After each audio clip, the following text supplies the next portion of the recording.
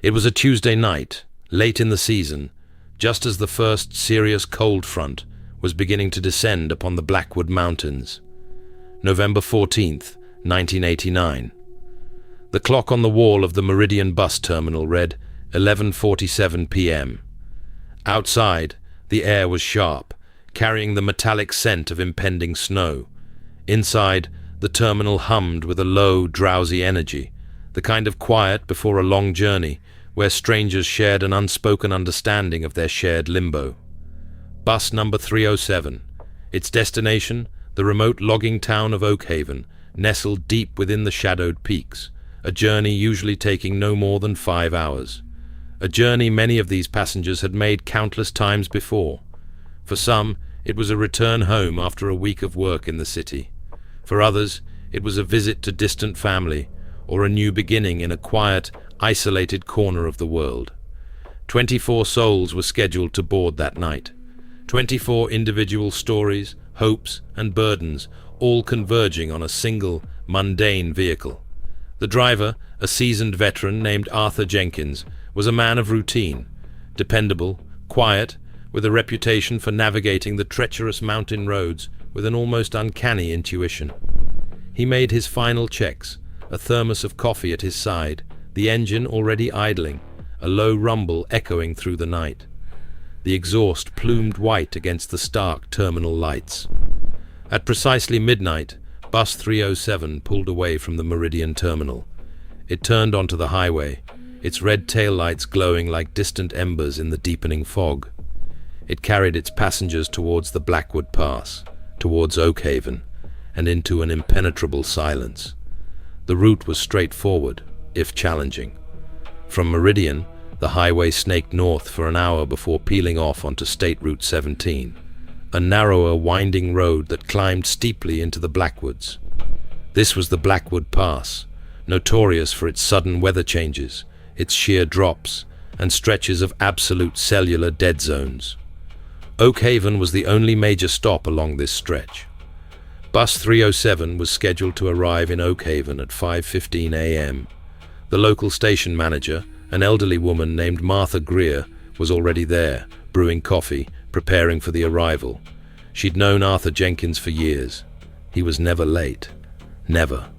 5:15 a.m. came and went. Martha wasn't immediately concerned. A slight delay on the pass wasn't unheard of, especially with the weather. She checked the clock. 5:30. She tried the radio, the old two-way system they still used for Bus 307's specific mountain route, a relic from a time before satellites blanketed the world. Static. She tried again. More static. 6 a.m. A chill began to settle in Martha's bones that had nothing to do with the early morning air. The sun was beginning to paint the eastern peaks in hues of bruised purple and grey, but still, no sign of Bus 307. No rumble of its engine, no sweep of its headlights through the pre-dawn gloom. She tried the radio one last time, her voice tight with a fear she rarely felt. Bus 307, this is Oakhaven Terminal. Come in, Arthur. Over. Only the hiss of the empty air answered her. By 7 a.m., Martha had called the Meridian Terminal. They confirmed Bus 307 had departed on schedule. She called the State Highway Patrol. An accident, they suggested, was the most likely scenario. A bus of that size, on those roads, it wouldn't be pretty. Rescue teams were dispatched, their sirens a mournful wail cutting through the quiet morning.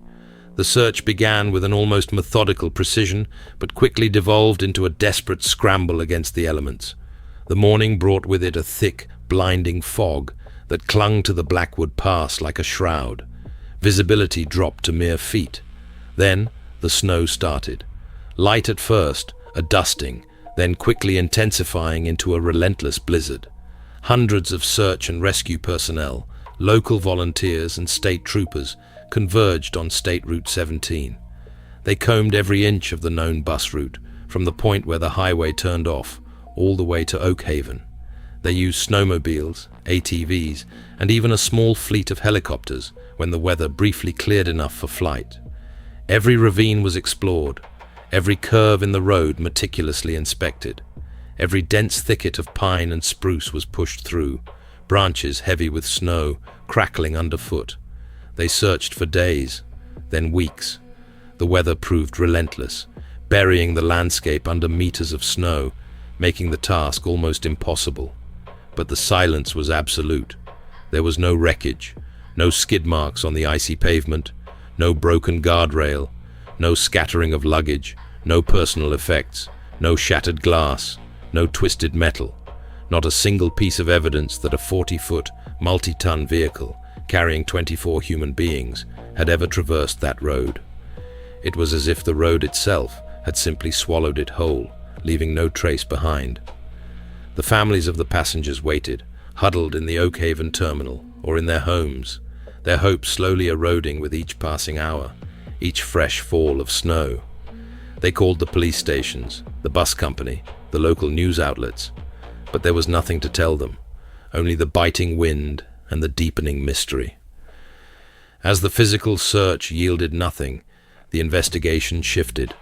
Detectives interviewed everyone remotely connected to Bus 307, the terminal staff in Meridian, the mechanics who serviced the bus, family members of the passengers, even the few residents who lived along the early, less isolated stretches of State Route 17. What they found, or rather, what they didn't find, was profoundly unsettling. No one reported seeing Bus 307 after it made the turn onto State Route 17. No late-night drivers, no truckers making early deliveries. The few isolated cabins along the initial stretch of the mountain road reported nothing unusual. No bright lights, no loud crashes, no strange noises in the night.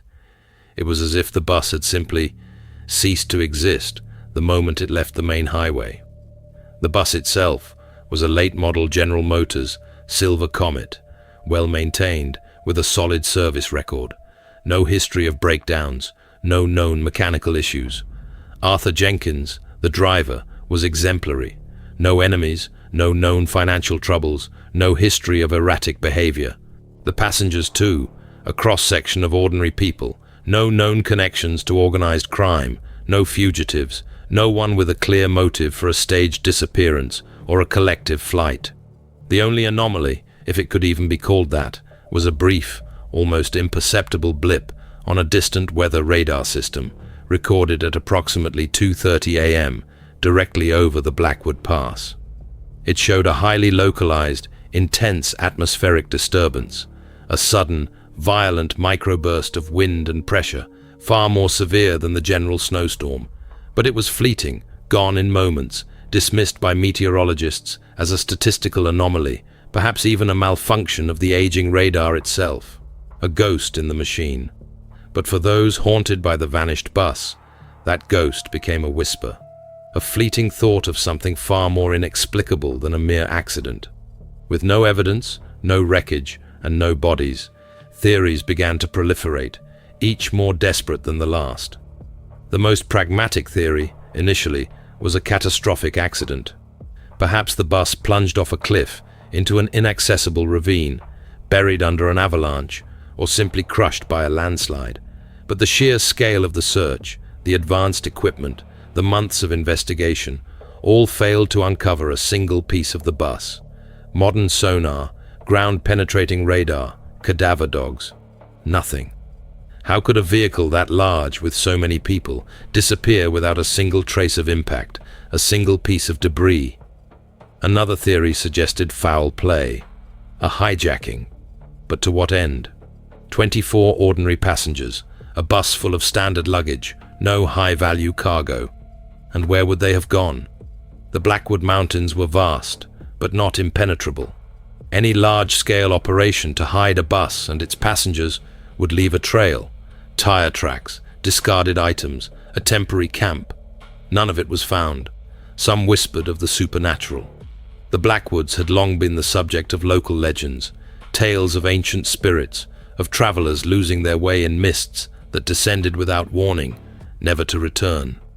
Old-timers spoke of the whispering void, areas where the natural world seemed to thin, where things simply weren't.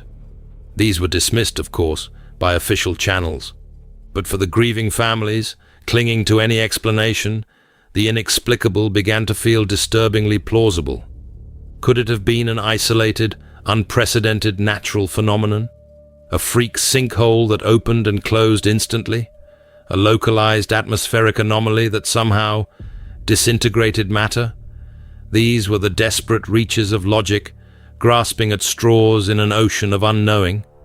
Years turned into decades. The snows of the Blackwood Pass melted and returned, season after season, each cycle revealing nothing new. The Meridian bus terminal was eventually modernized, the old routes changed, the name of Bus 307 fading into a grim legend. Oakhaven, already a struggling town, withered further, haunted by the memory of its vanished citizens.